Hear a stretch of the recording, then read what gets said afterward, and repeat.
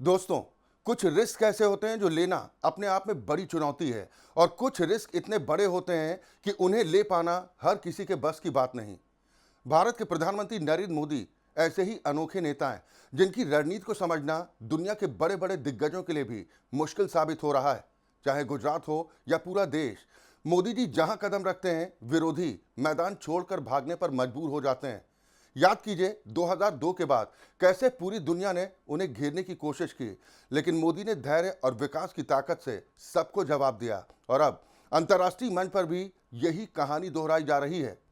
आज वैश्विक राजनीति में अमेरिका के राष्ट्रपति डोनाल्ड ट्रंप के लिए भी नरेंद्र मोदी को पढ़ पाना नामुमकिन सा लग रहा है।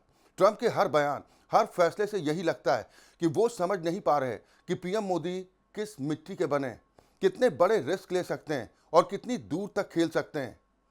जैसे बालाकोट में घर में घुसकर मारना, आर्टिकल 370 को हटाना या फिर हालिया ऑपरेशन सिंदूर में पाकिस्तान को सबक सिखाना, ये वो फैसले हैं जो दुनिया के ताकतवर नेता भी सोचते रह जाते हैं। दोस्तों, भारत सिर्फ एक देश नहीं, ये भगवान राम की मर्यादा और भगवान श्री कृष्ण की रणनीति की पवित्र भूमि है।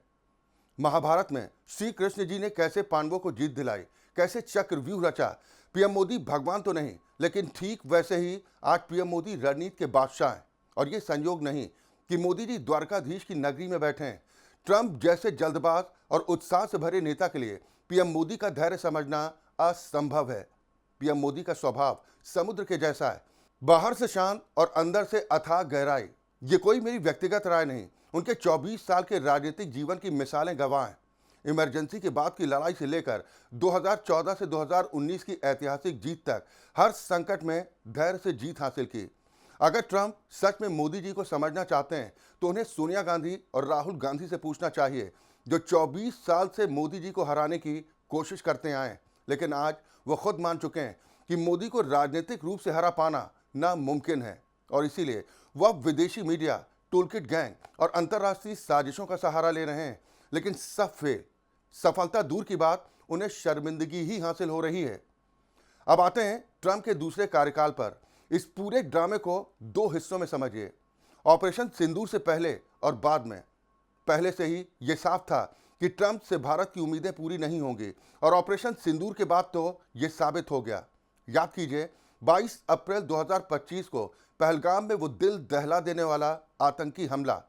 पाक समर्थित आतंकियों ने 26 मासूम पर्यटकों की हत्या कर दी, सिर्फ धर्म पूछकर।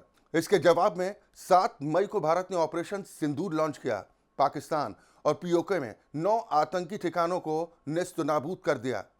पाकिस्तान ने जवाबी हमले किए, लेकिन भारत की ताकत के आगे घुटने टेक दिए और 10 मई को सीज फायर। अब सवाल ये कि ऑपरेशन सिंदूर पाकिस्तान के खिलाफ था तो अमेरिका आखिर क्यों बौखलाया? जवाब ट्रंप की मजबूरियों में। अमेरिका का $40 ट्रिलियन कर्ज एक बड़ा संकट है। ऊर्जा पर नियंत्रण खो रहा है। पेट्रो डॉलर की बादशाहत खतरे में। चीन सोलर विंड में आगे, रूस यूक्रेन में नहीं झुक रहा, और सबसे बड़ी चुनौती भारत है। ऑपरेशन सिंदूर के बाद ट्रंप बार बार झूठ बोलते रहे कि उन्होंने सीज फायर कराया, जबकि पाकिस्तान अमेरिका के सामने गिड़गिड़ा रहा था। 60 से ज्यादा कॉल्स, करोड़ों रुपए लॉबिंग में खर्च। प्रधानमंत्री मोदी ने साफ कहा किसी तीसरे की कोई भूमिका नहीं, फिर भी ट्रंप लगातार झूठ दोहराते रहे।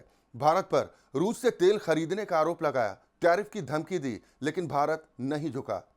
1971 का युद्ध याद है, करगिल में वाजपेयी जी का इनकार याद है, और अब मोदी जी की इंडिया फर्स्ट पॉलिसी ट्रंप को सबसे ज्यादा परेशान कर रही है।